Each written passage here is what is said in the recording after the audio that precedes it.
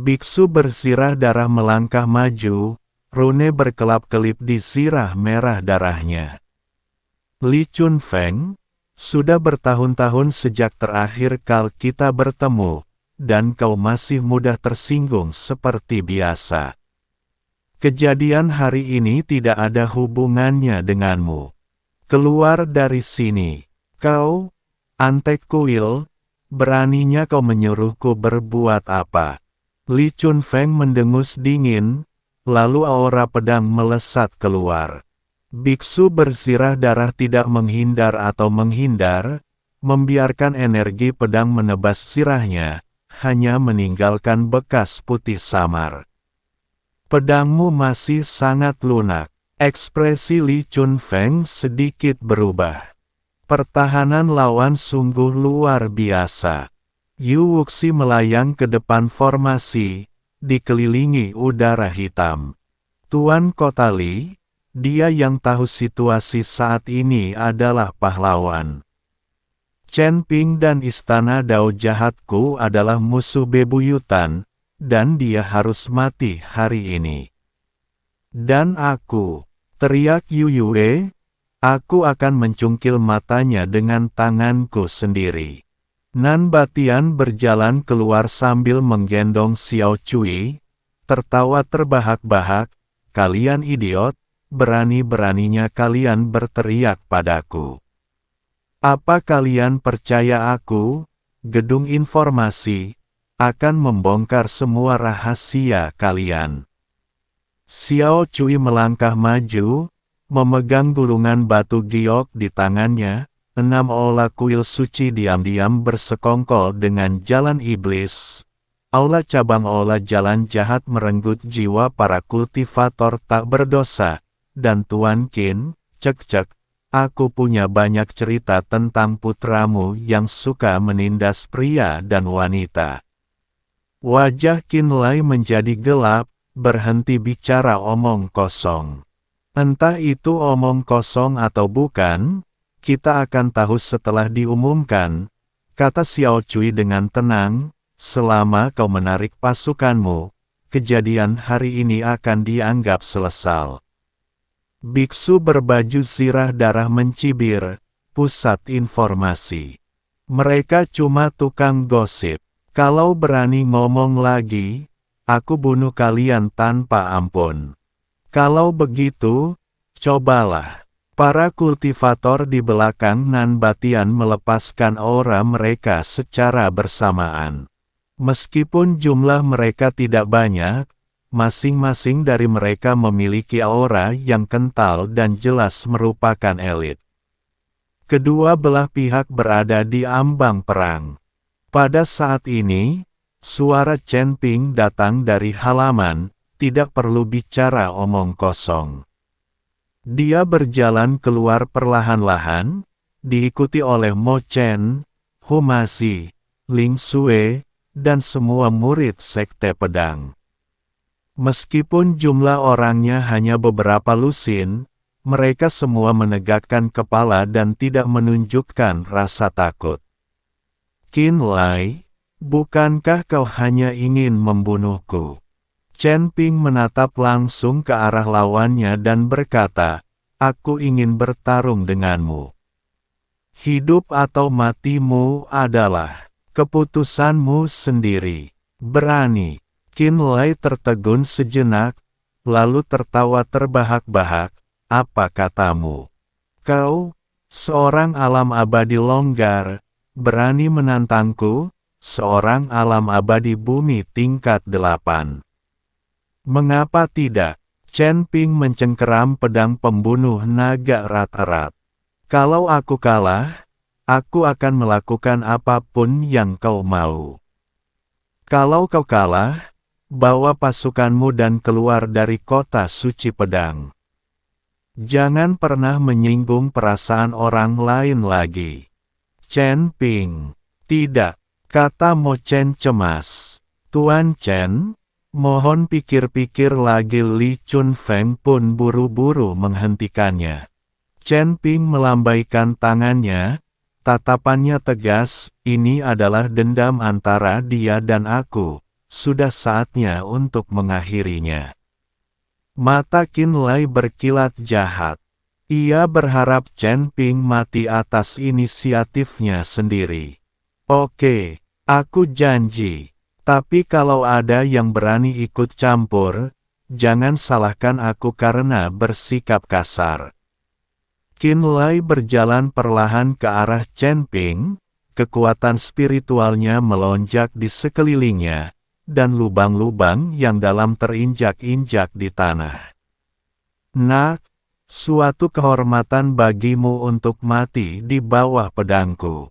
Qin Lai mengayunkan pedang panjang di tangannya, dan energi pedang itu begitu kuat sehingga membelah tanah di antara mereka berdua. Chen Ping menarik napas dalam-dalam, dan kekuatan 3 suku di tubuhnya beredar pada saat yang sama, dan arus udara 3 warna mengalir melalui meridiannya. Dia tahu bahwa pertempuran ini tidak hanya menyangkut hidup dan matinya sendiri, tetapi juga kelangsungan hidup seluruh sekte pedang. Berhenti bicara omong kosong dan ambil tindakan. Mata Qin Lai dipenuhi dengan niat membunuh. Tanpa ragu, ia mengayunkan pedangnya ke depan dengan kekuatan yang mampu membelah gunung dan batu. Sebelum angin pedang tiba, lapisan-lapisan gelombang udara telah bergejolak di tanah. "Ayo!" teriak Chen Ping pelan, dan pedang pembunuh naga berubah menjadi cahaya keemasan dan menyerbu ke depan. Dentang! Suara logam beradu terdengar memekakkan telinga, dan tanah di bawah kaki kedua pria itu meledak bersamaan, dan kerikil beterbangan kemana-mana. Chen Ping hanya merasakan datangnya suatu kekuatan besar, lengannya langsung mati rasa, dan dia mundur 3 langkah sebelum bisa menyeimbangkan tubuhnya, dengan jejak darah mengalir dari sudut mulutnya. Benar saja, dia rentan. Qin Lai mencibir dan memanfaatkan kemenangan itu untuk mengejarnya. Pedang panjangnya jatuh seperti badal dahsyat, dan energi pedang saling bersilangan, menghalangi semua rute mundur Chen Ping. Chen Ping menggunakan langkah pengendalian api secara maksimal, sosoknya bergerak menembus bayangan pedang bagaikan hantu, sementara pedang pembunuh naga melindungi titik-titik vitalnya dengan erat. Setiap benturan membuat darahnya mendidih. Apakah Chen Ping mencari kematian? Hu Mazi menghentakkan kakinya dengan cemas. Dia sedang menguji kekuatan Qin Lai. Li Chunfeng berkata dengan suara berat, ilmu pedang Qin Lai sangat ganas dan mendominas, dengan sangat sedikit kekurangan. Akan sulit bagi Chen Ping untuk menemukan peluang. Di lapangan, situasi Chen Ping menjadi semakin berbahaya. Kecepatan pedang Qin Lai menjadi semakin cepat, dan energi pedang mengembun menjadi bayangan seekor harimau, membuka mulutnya yang berdarah dan menerkam ke arah Chen Ping. Mengaum. Kemanapun bayangan harimau itu lewat, udara terkoyak, menimbulkan teriakan melengking. Jejak tekad melintas di mata Chen Ping, dan roh jahat di tubuhnya tiba-tiba meledak, dan lapisan kabut hitam menyelimuti pedang tebasan naga. Seekor naga hitam yang dibentuk oleh roh jahat meraung dan menyerbu keluar, bertabrakan dengan keras dengan hantu. Harimau, ledakan, gelombang udara menyapu ke segala arah, dan para penonton mundur satu demi satu. Setelah asap menghilang, wajah Chen Ping pucat pasi dan dadanya terasa sesak. Jelaslah menderita luka serius. Qin Lai juga mundur selangkah, dengan sedikit ekspresi terkejut di wajahnya. Menarik, Qin Lai menjilat bibirnya, sayangnya, itu tidak cukup. Dia mencengkeram gagang pedang dengan kedua tangan, dan energi spiritual mengalir deras ke dalamnya, dan api yang berkobar menyala di pedang, teknik pedang surga yang membakar. Bayangan pedang itu banyak sekali, dan setiap pedang membawa suhu tinggi yang dapat membakar gunung dan mendidihkan lautan. Udara pun terdistorsi oleh api yang membakar itu. Pupil mata Chen Ping tiba-tiba mengecil, bisa merasakan kekuatan teknik pedang ini beberapa kali lebih kuat dari sebelumnya. Jika ia terkena langsung, ia pasti akan mati. Itulah satu-satunya jalan. Chen Ping menggertakkan giginya, dan kekuatan naga di tubuhnya beredar lar, dan sisik emas muncul dari bawah kulitnya. Tak lama kemudian tubuh emas yang tak bisa dihancurkan itu diaktifkan, dan Chen Ping diselimuti sisik emas. Apakah ini sisik naga? Seru Ling Xue terkejut. Mo Chen juga terkejut, mungkinkah anak ini keturunan klan naga? Qin Lai melihat sisik naga itu, dan secercah keserakahan melintas di matanya. Jadi kau bajingan dari klan naga. Pantas saja kau begitu sulit dihadapi. Serangannya menjadi lebih ganas, dan setiap gerakan pedang ditujukan pada titik-titik vital Chen Ping. Chen Ping tak lagi menahan diri.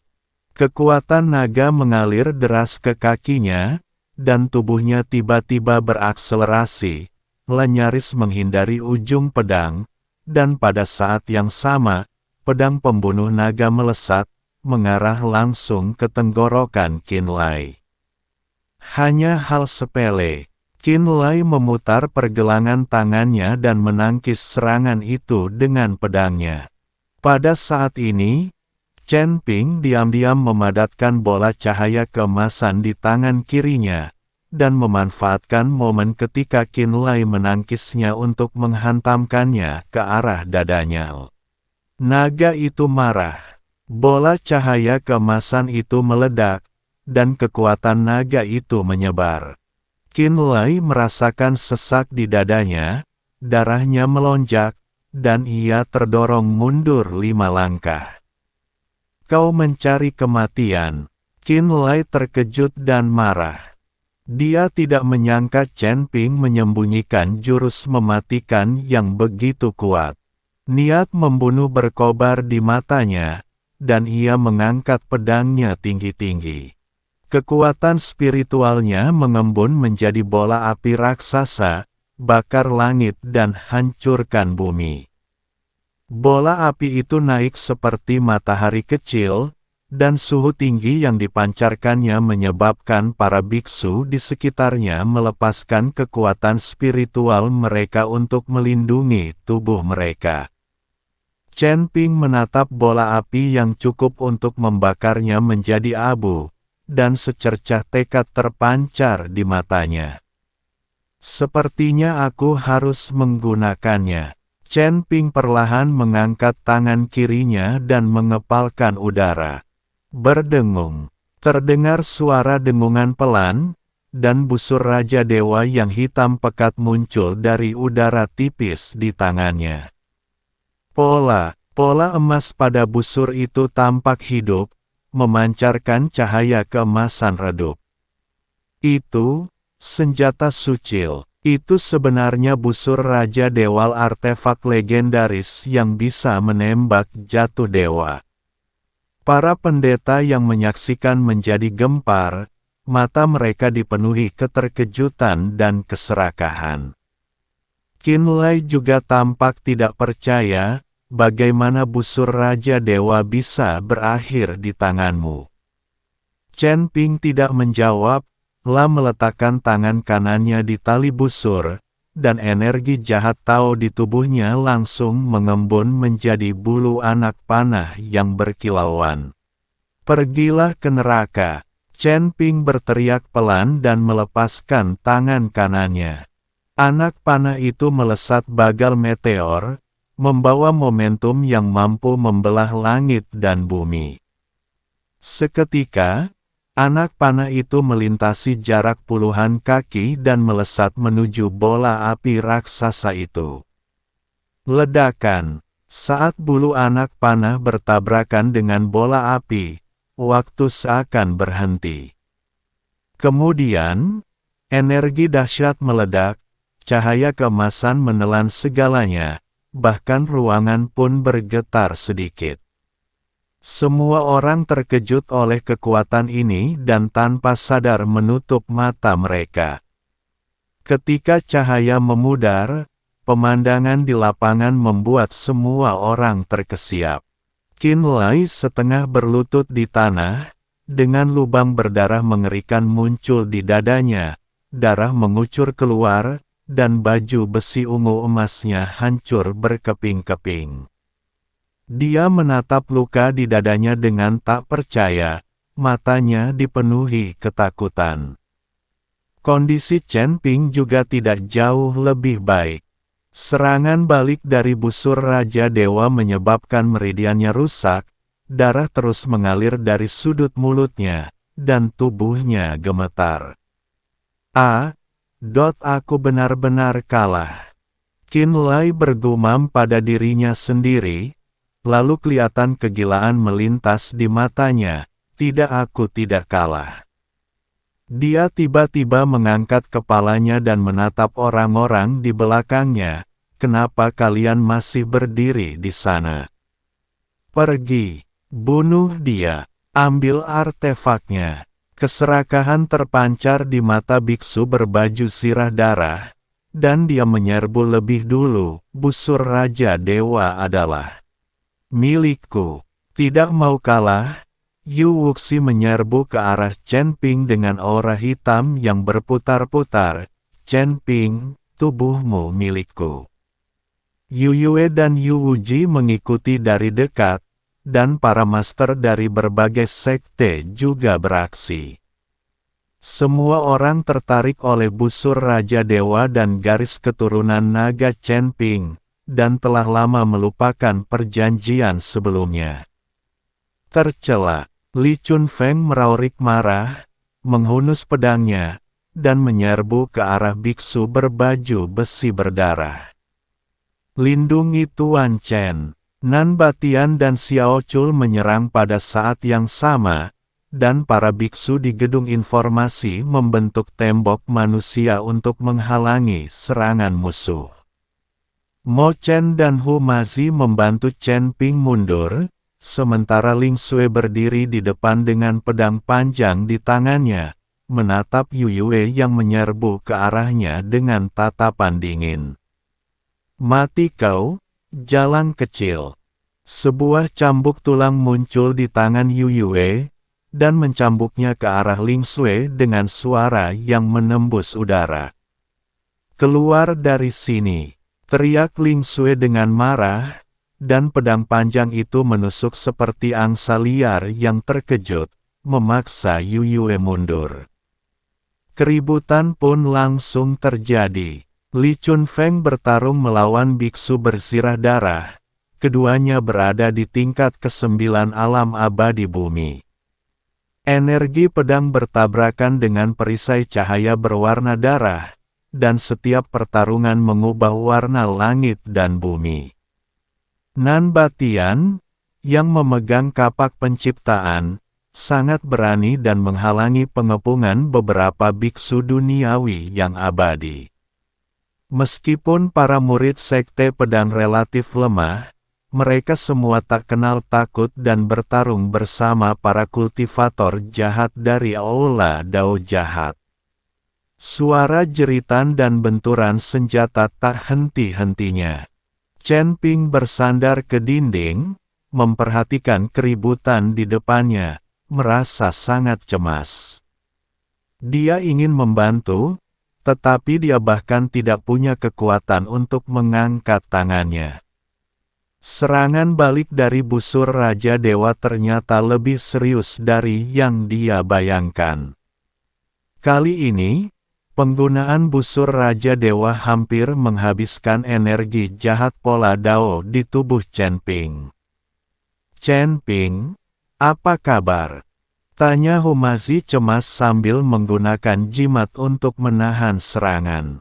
"Saya baik-baik saja." Ini, Chen Ping batuk darah, dan secercah keputusasaan melintas di matanya. Apakah dia benar-benar akan mati di sini hari? Biarkan aku membantumu melarikan diri. Aku khawatir orang-orang ini tidak akan bisa bertahan lebih lama lagi. Hu masih ingin membawa Chen Ping pergi. Chen Ping menggelengkan kepalanya. Orang-orang ini bertarung sampai mati dengan Qin Lai dan yang lainnya hanya untuk menyelamatkannya. Bagaimana mungkin Chen Ping pergi begitu saja? Api kilin. Chen Ping berteriak keras. Cahaya merah meledak dari cincin penyimpanan dan jatuh ke tanah. Kirin api, yang diselimuti sisik merah, membuka mulutnya dan mengeluarkan raungan kekanak-kanakan. Meskipun kilin api telah tumbuh besar, masih seekor anak singa. "Apakah ini kilin api?" seru Mo Chen terkejut. Unicorn api kecil itu sepertinya merasakan krisis Chen Ping. Cahaya ganas berkilat di matanya, dan ia menarik napas dalam-dalam. Mengaum, raungan memekakkan telinga terdengar, dan tubuh kilin kecil membesar dengan kecepatan yang terlihat oleh mata telanjang.